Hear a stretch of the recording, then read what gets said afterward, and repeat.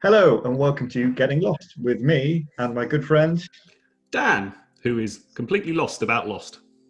Okay, so we're on to the series proper now after the pilot. So first up is the episode Tabula Rasa. What were your Yes. initial thoughts? How to say it? So, first impression of this episode. This episode I didn't find as interesting or appealing as the pilot. That would be my sort of take Yeah, away from it. It felt a bit like a bit of a letdown, given how much I quite enjoyed both episodes of the pilot in terms of what was going on.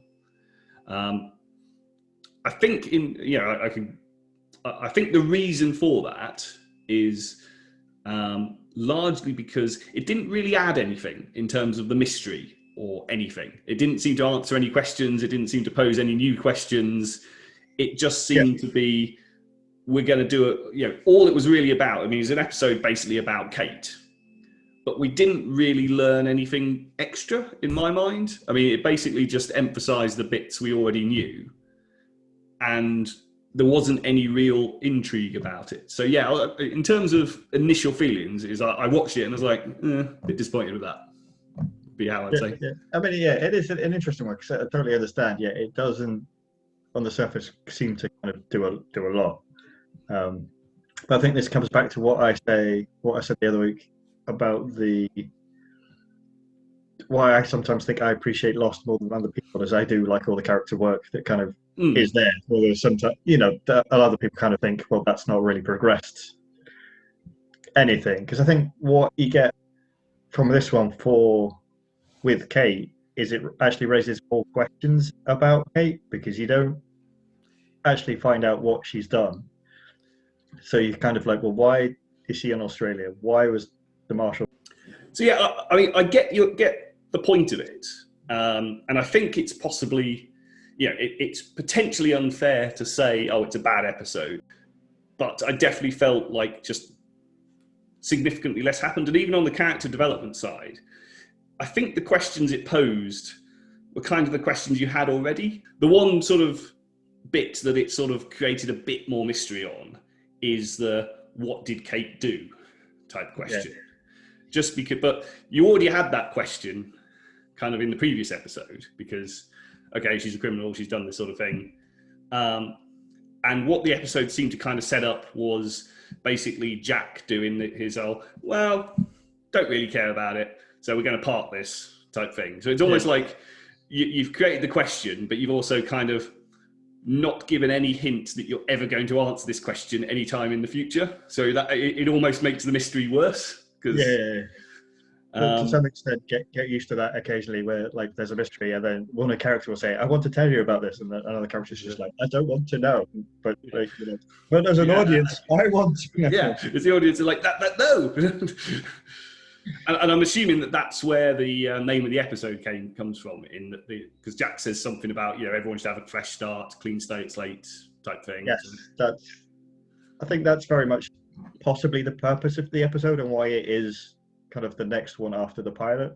Yeah, establishing that concept of all of these characters all have pasts, but everybody's kind of starting a fresh blank slate. That's the thing. Yeah, which I think ties into the kind of thematically to the purpose of the whole series as it goes. Yeah. The other thing that I'll just briefly mention that you might talk about this was the episode that had a previously on. So it had, and that was interesting, just purely going back to what we talked about in the pilot, just because it highlighted that scene with the backgammon thing. Yes. The one that I'd sort of kind of bypassed on my first watching of it. And then when we talked last week, it was a case of, oh, you should go back and watch that scene. It's very important. And sure enough, I started watching the next episode. Just in case you hadn't seen it, pay attention to this scene. It comes up on the previously of, because the rest of the previously of was stuff that was going to go on in the episode, which was all about Kate and so on. But this was with Locke doing there's a light team and a dark team, or a light side and a dark side, you've got to pick type thing, which is clearly a sort of foreboding of something that's coming up. You're going to have to pick sides or something. But yeah, it was just interesting that we talked about that last week, and you go, oh yeah, this is important, and clearly whoever's doing the show writing was like, need to make sure they remember this one, so let's stick it in the previously on. Yeah, I think like we were saying during the pilot, I think that's one of the interesting things about it is they'll sneak in little things like that that don't seem massively important Mm. as they happen, um, and sort of sometimes kind of go back and kind of like you say really highlight it, like it's not really mentioned, and if you don't spot it, like that's that. Yeah. Particularly with, I would say at the moment, look around for that kind of thing, particularly around Walt. Walt, right? Okay. Yeah. Because I don't know whether you picked up on it in this one when he and Michael, his father, and like Michael was saying, I'll go and get the dog when the rain stops, and Yeah. then the rain instantly stops. Instantly stops. Yeah. Which I wasn't sure. Yeah, there was that sort of interesting. Yeah, is there something more to that, or is it sort of just classic father trying to get out of it and then immediately off you go? Because there was a few little sort of random side plots. So there was the side plot when with Walt looking for the dog and the interaction with Locke, because that's the other bit, and there seems to be sort of a slight tension between Locke and Walt over the relationship with Michael. Other way around. So Michael's the dad. Walt's the son. Dad. Yeah, that's the way. Okay. So I've written some notes, and I was like, which way around are these people supposed to be? I mean, when you think about it, for like a mainstream television show, it's one that throws an awful lot of like a massive cast of characters at the audience like straight away. Yeah, and they're involving all of them, seemingly. Well, so far in every episode, they've been involved at least to some extent. You had the Asian woman randomly running into Walt and the interaction with her husband. Yeah, I can't remember their names. Son and Jin. Yeah, I think the son is the woman. Yeah. Yeah, there's clearly an interesting relationship there in some way, because he's on the surface quite caring, but there's something else like almost sinister or something in the background of it type thing. So there's something clearly going on there, like just the way he seemed to be caring, but it was like, oh, you look like hell when everyone looks like hell, and he seemed to be focused on that. Yeah. So there's something going on in terms of that relationship. The other kind of, I guess, storyline or main storyline, I think, in that episode is the people coming back down the hill. Yes, and they're not telling anyone else, because that's one of the ones that again, it's interesting because they basically decide, we're not going to tell anyone about the message apart from Kate tells Jack, because they're the important characters, so Jack's got to know. And that again kind of feeds back into sort of my earlier thing, whereby it's like, they're putting things to one side and they're not actually, should you tell everyone and get everyone, interested, and you sort of investigate this somewhat, because I don't think it's mentioned, apart from we're not going to talk about it, it's not mentioned again in the episode, and they're clearly like not looking like they're going to investigate it in any way, shape or form. Like, well, why don't you go and find the signal or something? It seems like it might be a good idea.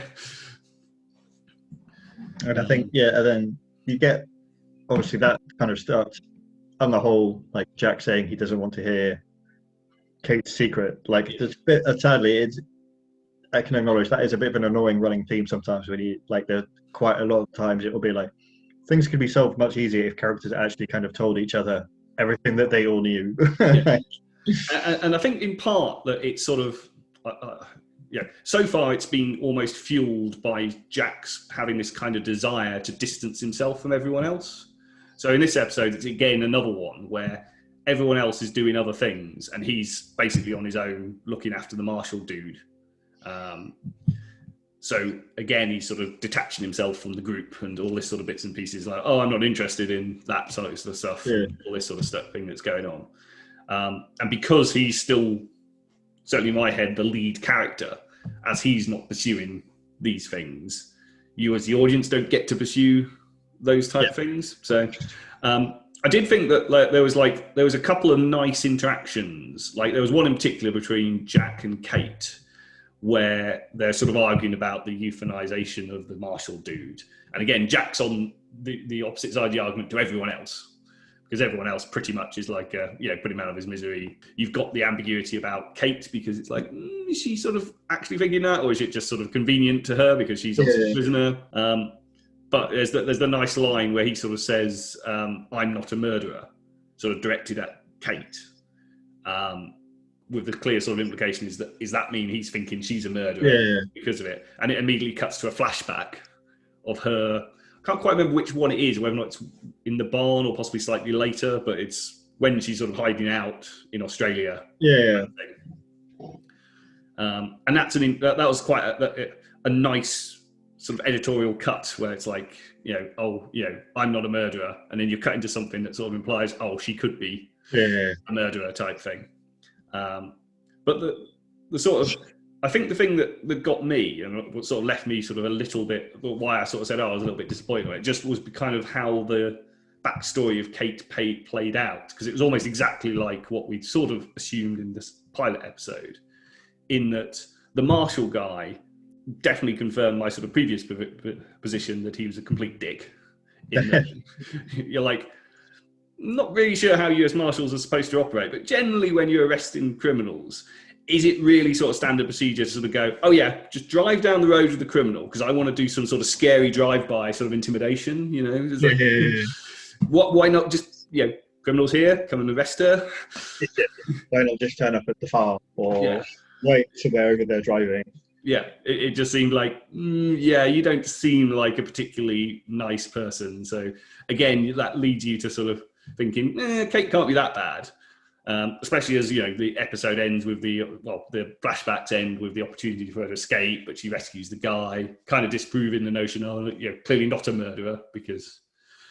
I think the other thing that I kind of went, ooh, in the flashbacks rewatching them, is obviously she's told the farmer that she's called Annie. That's not her name. And then we see the wanted, kind of the mugshot of her, but you never see like a name on that. Right, okay, yeah. Is she called Kate? Like, I hadn't really thought about that. I mean, the one thing that crossed my mind, again, which, is that, she must be pretty well wanted. But it's like a bit weird because, like, there's obviously a reward, but it wasn't like a humongous reward. I think it was like $27,000 or something like that. Which but at the same time, she's clearly prominent enough that some random dude in the outback in Australia has somehow stumbled upon the fact that, she's wanted in the US for something. And it's enough that a US Marshal has followed her to Australia. Yeah. So, it seems, it's not like, US Marshal followed her all the way to Australia. He's a bit crazy. And it's not like, why didn't they just, use the local authorities to arrest her and cart her off? So there's clearly something going on there. And the fact that the Marshall guy, who not only did he seem crazy and creepy, but like the reaction that he had when he wakes up and sees Kate over the top of him is like literal rage. So there's clearly some kind of personal issue going on there, like did what she do affect him in some way? Or raises that question of like you say, it's either something really personal, or the Marshal literally believes that she's so dangerous that as soon as he sees her, he has to try and strangle her.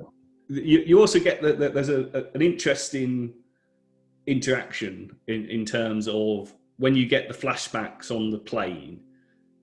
She asks, she's going to ask him a question or something. Yeah, so she says, "Can you? I'm going to ask you one favor." Yeah, and my reading of it is that she then lies as to what it is, because she says, "I wanted to check that the Australian guy got the reward," which just didn't seem to sit quite right. So you kind of think, that is another sort of, what was she actually going to ask him? Because that's probably not the answer.